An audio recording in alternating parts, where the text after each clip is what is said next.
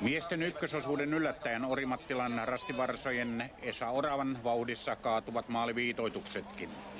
Perässä tulee Letka ja toisena ponnistelee Kirkkonummen Lynxin kakkosjoukkueen Antti Keinänen. Terve taas.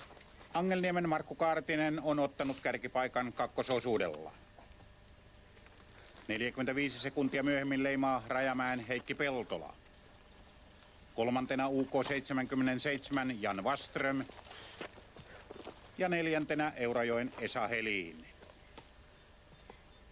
Kolmas osuus kärkipaikkaa pitää Rajamäen Kai Roine. Puolen minuutin päähän on noussut eilisen katsastuskilpailun kolmonen Turun suunnistajien vauhdikas Janne Salmi.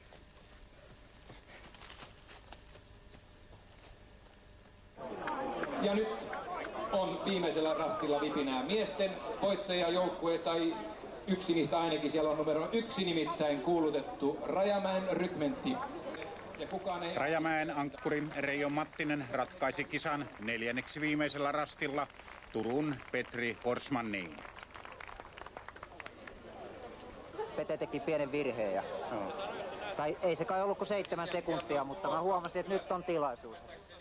Yleensä ankkureissa ollaan niin tasaisia miehiä, että harvoin pystyy omalla fyysisellä paremmuudella ratkaisemaan, että kyllä se täytyy rankasta virheistä. Petri Forsman ja Turku hävisivät Rajamäelle 38 sekuntia, kolmas Parainen, neljäs Kangasala, viides Ikallinen ja kuudes Angelniemi.